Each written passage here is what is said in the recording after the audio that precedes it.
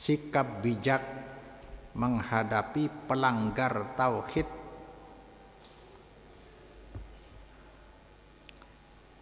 Siapa saja dari muslim, siapa saja orang beragama Islam, dari suku apa, golongan manapun, kita wajib bersaudara.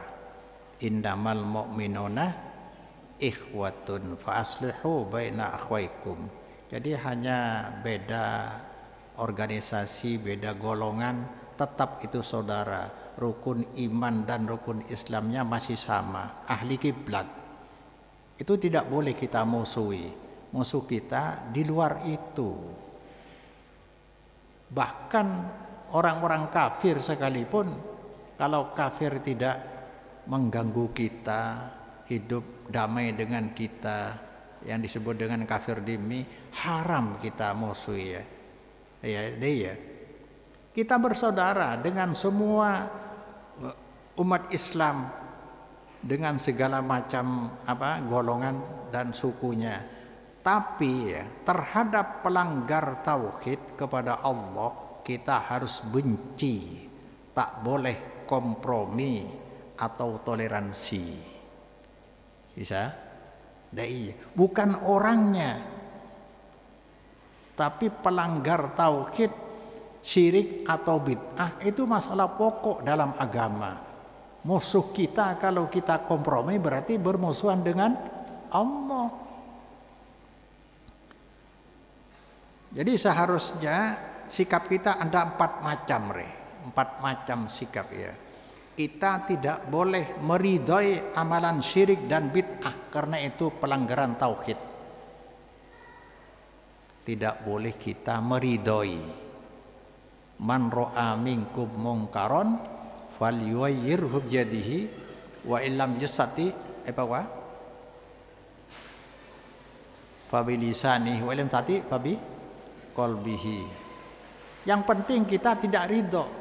Apa yang Allah dan Rasulnya tidak meridhoi, kita pun tidak akan meridhoi.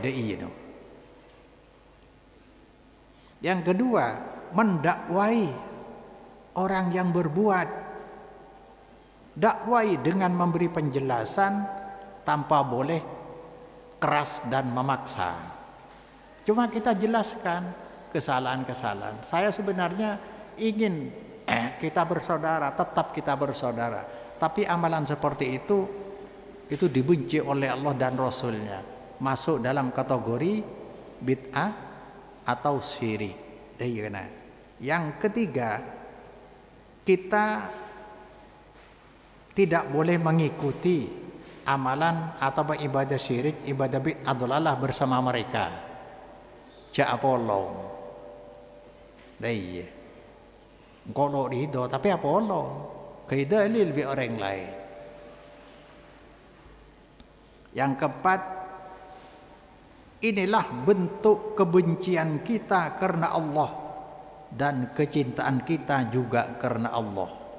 Kan kasihan orang yang terjerumus ke dalam pelanggaran tauhid, dosa berat. Perlu kita ingatkan, kita dakwai. Ud'u ila sabili rabbika bil hikmati wal mau'idatil hasanah. Cuma cara penyampaian kita harus dengan persuasif. Maka di dalam hadis, man ahabba lillah wa abghadu lillah, man ahabbu lillah wa abghadu lillah man ahabba lillah wa abghadu lillah wa ata lillah wa mana'a lillah faqad istakmalal iman. Hadis Abu Daud. Pasera saos cinta karena Allah. Di orang itu ada nilai-nilai keimanan. Aku cintanya seperti hanya itu. Wa abghadu, dia benci, marah lillahi karena Allah. Karena orang itu tidak taat kepada Allah. Sudah tahu kalau itu bukan ajaran Nabi, justru dipamer-pamerkan ke masyarakat. Saya benci itunya. Selama itu masih berbuat seperti itu, saya tidak bisa mendekati. Sudah saya nasihati. Wa ban abri man lillah karena Allah. Wa mana'ah tidak memberi, manahan diri lillah. Seperti ingin memberi orang lain uang, tapi rencana mau dibelikan rokok, burung. Kebeli mercon, burung.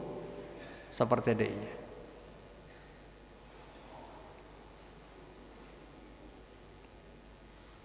Orang sekarna Allah kapi pakodis takmalal iman, maka engkau sampurna pasiraman de iman aja nyampurna aki. Bid'ah lawan dari taat. Bid'ah lawan dari taat. Oleh karena itu tingkatan bid'ah ada 5 tingkat. Karena ketaatan kepada Allah di dalam rukun Islamnya ada 4, ada 5 ya kurang lebih.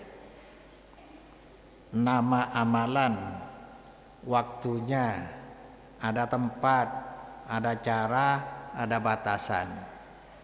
Kayak sering pada Pak sangkun men ilang ger ya. Nama amalan bid'ah. Sekarang kita beribadah kepada Allah dengan amalan halal bihalal, dengan amalan imtihan, dengan amalan cocokan, dengan amalan lebaran ketupat.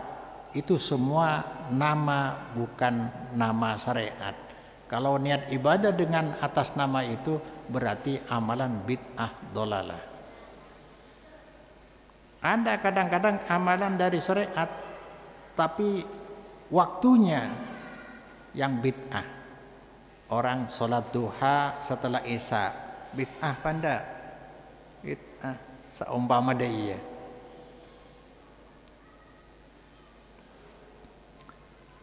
Sholatnya sholat duha, tapi waktunya digeser. Ada tempat, kalau sholat tempatnya mungkin bisa diwakili oleh hadap ke kiblat, hadap kiblat cek. Salat adep timur, salat adep lao, ada bid'ah. Makelah salat duhur tapi adep ke lao, bid'ah digeser dari ketentuan. Ada cara yang bid'ah, Fatihah yang dibaca tapi dikirimkan.